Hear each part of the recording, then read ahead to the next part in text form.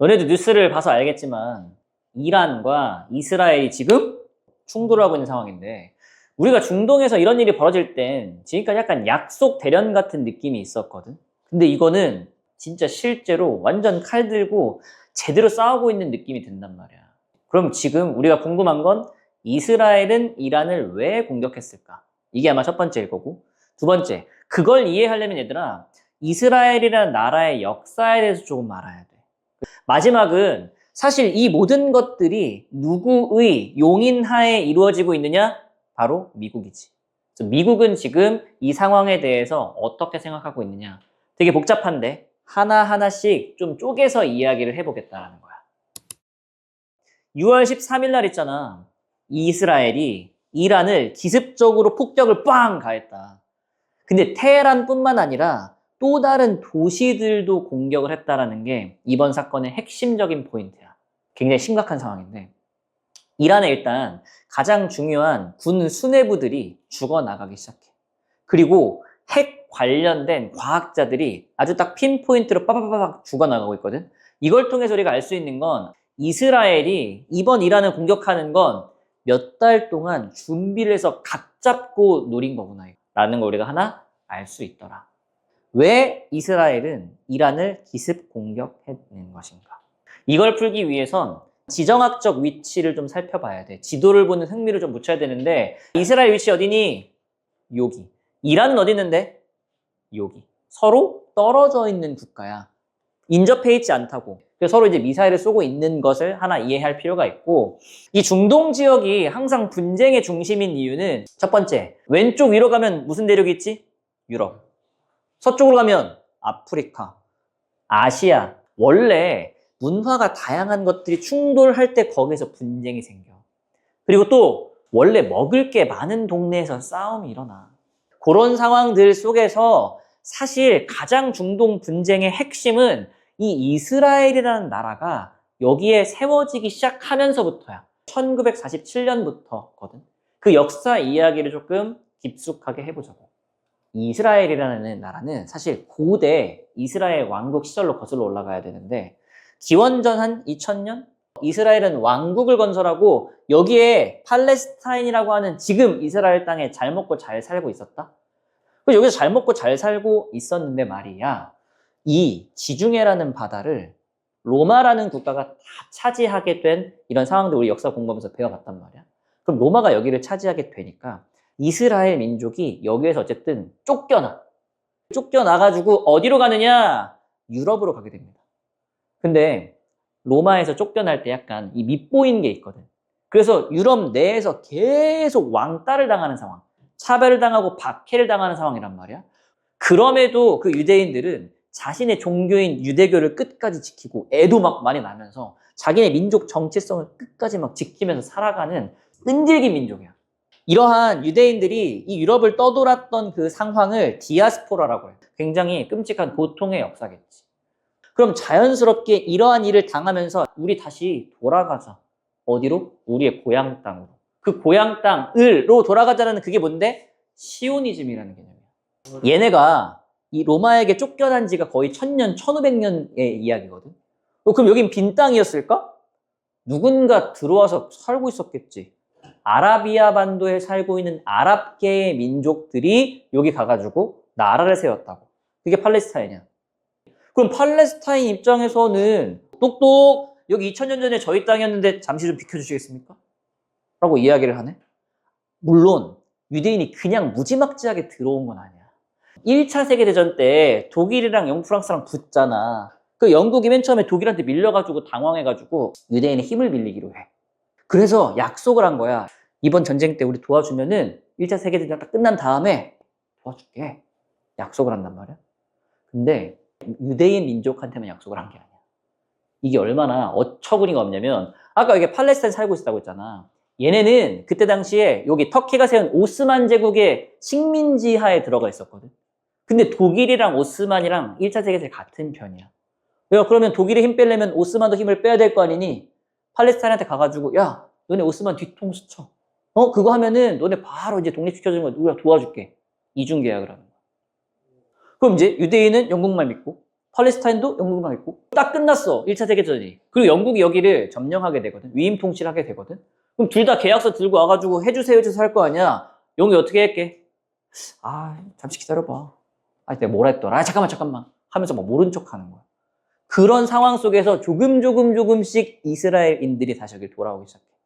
그러다가 결정적으로 2차 세계대전 때 히틀러의 나치당이 유태인들 대학살하잖아? 이걸 우리 홀로코스트라고 하잖니? 그때 5, 600만 명이 죽으면서 와, 야 진짜 이제는 무조건 우리 나라 세워야 된다. 2차 세계대전 끝나고 이제 뭐야 하면서 진짜 막 유태인들 다 결집하는 거야.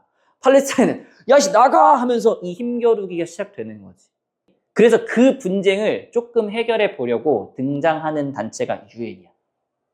유엔이 어떻게 해주냐면 오케이 그러면 이 땅을 너네가 지금 둘 다 자기네 땅이라고 요구하니까 절반 쪼개. 유대인 반, 팔레스타인 반. 오케이? 유태인 입장에서는 오케이. 근데 팔레스타인은 상황이 다르지. 아, 원래 1000년 동안 내가 살고 있었는데 지금 팔레스타인 이렇게 살고 있었거든? 근데 유엔이 분할안을 제시한 게 반반, 초록색 반, 흰색 반 하자라는 거야. 이걸 받아들일 수가 있냐고. 당연히 못 받아들이지. 그러면 팔레스타인과 그 옆에 있는 아랍 형제들 입장에서는 이걸 가만히 둘 수 있니 없니? 전쟁밖에 없는 거지. 그래서 시작된 게 1차 중동 전쟁. 여기 있었던 팔레스타인과 이 친구들은 말이야 다 이슬람이라는 공통점이 있잖아. 형제야. 이집트, 요르단, 시리아, 이라크, 레바논 다 참전하는 거야. 와, 이스라엘은 하나인데 이걸 이겨. 전쟁은 경제력이야 얘들아. 이스라엘은 돈이 있었거든. 그리고 미국도 영국도 이스라엘을 좀 더 도와주는 분위기였다라는 거야. 어쨌든 그 결과 점점점 이스라엘의 영토가 넓어지고 최근에 우리가 알고 있는 이 가자지구 여기 조그만 곳에다가 이제 몰아놓고 벽을 빵 쳐버린 거지. 이게 현재의 상황이라는 거야. 그러면 중동에서 이스라엘을 바라보는 시선이 어떨 것 같아? 당연히 원수라고 생각할 거 아니야. 전쟁에서 이기긴 했지만 이스라엘은 항상 불안한 거야. 그래서 거기가 징병제야, 지금도. 언제든지 전쟁이 터질 수 있다고 생각하고 그건 여자까지 군대 다 가. 근데 그것만 가지고 안 돼. 항상 위협을 느끼니까 그걸 해결하기 위해서 뭘 만든다? 핵을 만든다. 근데 하나 더 남았어. 이스라엘이 핵을 갖기만 하면 되는 게 아니라 이스라엘 주변에 있는 중동 국가가 핵 무기가 없어야 돼. 그래서 1970년대 말 백인이라는 이스라엘 총리가 있는데 선언을 해. 지금부터 중동 지역에 핵 갖고 있다라고 생각이 되면 우린 무슨 수를 써서라도 다 막아낼 거야. 라고 하고 2년 후에 바로 행동을 옮긴다.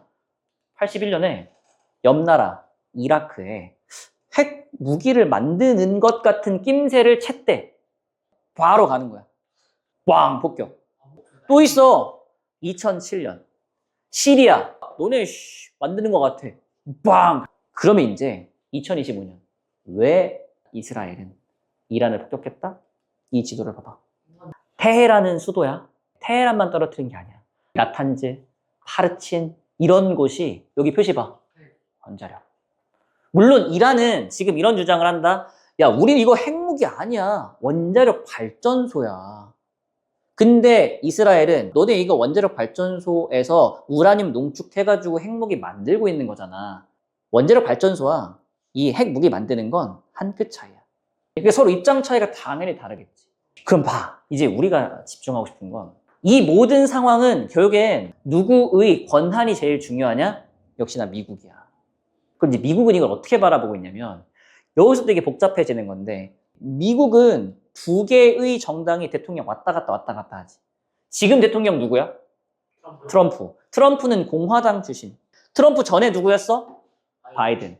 공화당이 중동을 지역 문제를 풀려고 하는 방식과 미국의 민주당이 중동 문제를 풀려고 하는 방식이 완전 달라. 공화당은 이런 개념이야. 철학자 중에 얘들아 홉스라는 사람이 있어. 홉스가 무슨 이야기냐면 야 세상은 만인의 만인에 대한 투쟁이야. 모든 사람은 싸울 수밖에 없다라는 거야. 근데 그걸 누르려면 리바이어던이라는 어떤 강력한 힘, 강력한 존재가 있을 때 이걸 누를 수 있다. 이게 미국 공화당의 입장이야. 민주당은 칸트라는 사람 들어봤니? 칸트는 합리주의를 아주 집대성한 철학자인데 인간은 이성적인 존재라는 거야. 우리 동물 아니잖아. 사람은 대화와 협상을 통해서 할 수 있다고. 이게 미국의 민주당 입장이야. 오바마 때 2015년에 이란이랑 핵 합의를 하거든? 원자력 발전소 만들어. 대신 규칙 지켜. 근데 트럼프로 바뀌었지. 바뀌자마자 뭐 했게? 이란과 핵 합의 바로 파기. 니네 이제 농축 몰래 할 거잖아. 그러면 니네가 이란 입장을 생각해봐. 열이 받을 수 있지. 그럴 거면 몰래 만들어 본다. 이런 마음을 먹을 수 있지 않겠어? 그래서 우리는 미국이 바라보고 있는 이 전략에 대해서 알아야 될 필요가 있는. 그래야 이 퍼즐들이 다 풀리게 되는 거야. 그럼 최근에 트럼프가 대통령이 돼가지고, 그치, 이란을 끝까지 밀어붙이겠대, 이러잖아. 그러니까 이스라엘도 이제 같이 거기에 발맞춰가지고 이런 행동을 할 수 있는 거 아닐까? 정리. 우리가 어떠한 문제를 바라볼 때 좀 깊이 있게 들어가야 돼.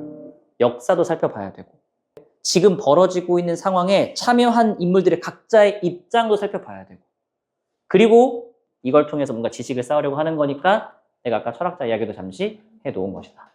여기까지 해야 됨. 이제 자료 읽을 거거든. 좀 어려워. 집중해서 잘 봐봐.